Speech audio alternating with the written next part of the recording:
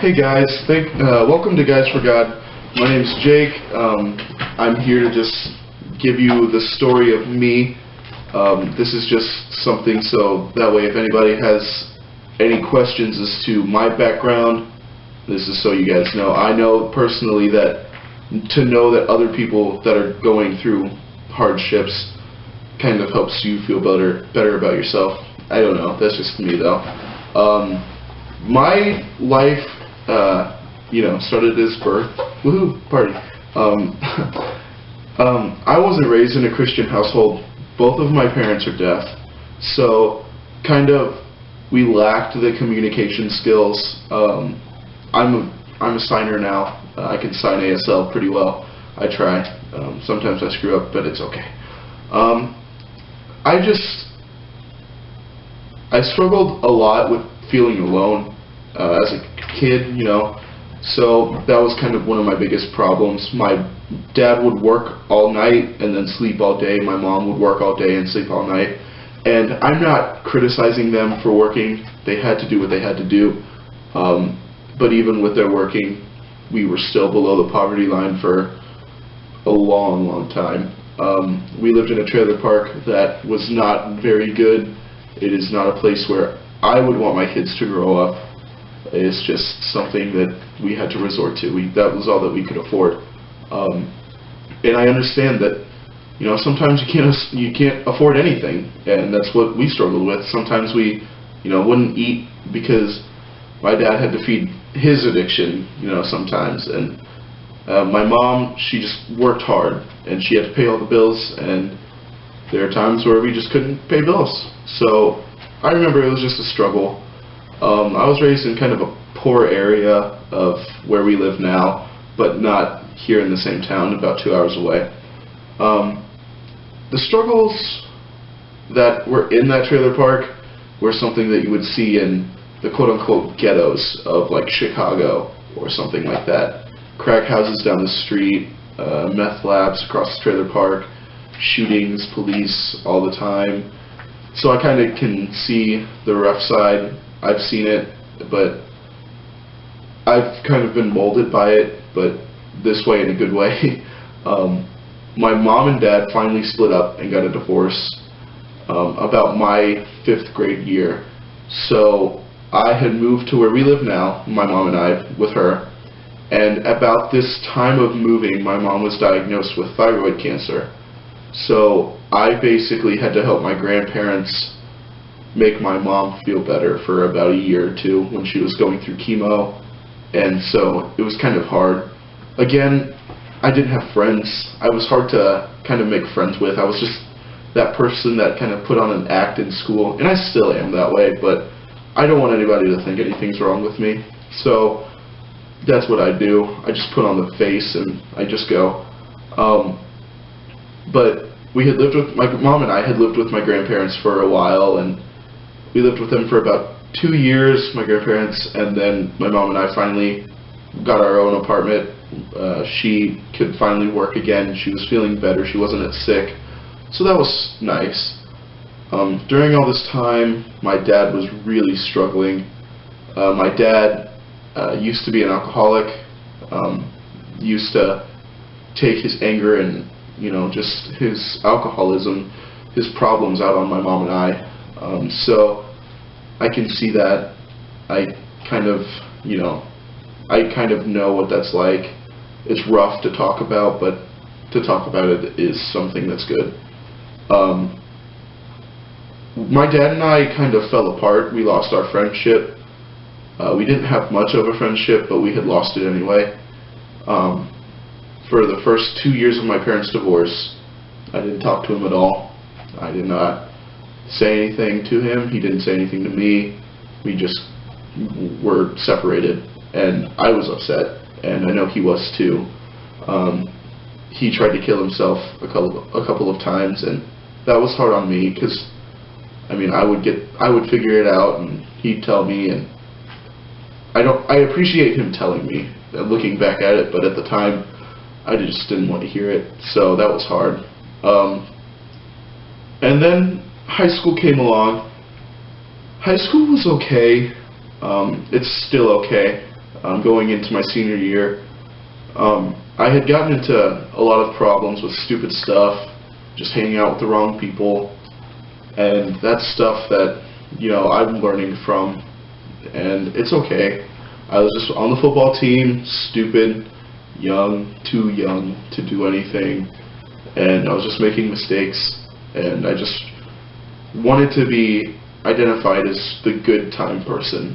I wanted to be known as the person who enjoys himself. And so I went through freshman year like that, but halfway through my freshman year during football season, I got hurt playing football. Long story short, kid and I were getting at it. We were just going back and forth, and I threw him, and he pulled me down, and I hit the ground awkward. I kept playing, didn't want to get out. I kept playing, kept pushing through the pain, and then I got chop blocked, which is where they kind of cheap shot you in the knee. I got a helmet and shoulder to the knee and swept me off my feet, and I fell awkward again. I messed up a lot. My hips, my knees, my ankles, my shoulders, and my back. But more importantly, I messed up my neck and my brain. I still have a concussion from something that's affected me 3 years ago. I still have a cyst in my spinal cord and a spinal cord disease from what's happened. And I have fibromyalgia from what happened. And my personal opinion is that I was making these mistakes, and God needed me to stop. He needed me to stop making these mistakes. He needed me to open my heart up and realize that I need to stop being so concerned about me and be concerned about the other people that I need to be concerned about. And I do know that when I was hurt, it was really bad for me. It's been really hard. I wanted to be a firefighter. I wanted to be search and rescue. But I was okay with dying for other people. I was okay with that. But I feel like God was telling me, I don't need to die to save people. I need to just talk to save people. And I need to be able to communicate with them and make them feel better. So that's why ministry has been such a big target for me. I really work hard towards making other people feel better, and I try to live my life by 1 Corinthians chapter 16 verse 14. It's short and sweet, super easy to remember, and it says, do everything in love. To me, that means going to volunteer. It means knowing the difference between loving people out of pain and loving people out of passion and helping them. I love just going out and seeing the smile on people's faces when they realize that there is a bigger entity than them that loves them. And there are people who love them. They just have to look for it. And that's what I think my life has come to. I've struggled with depression and anxiety. I have depression and anxiety. I have social anxiety, more specifically. So this is kind of hard for me to sit here and record a video by myself, as Jaden can tell, as he can testify right behind the camera. But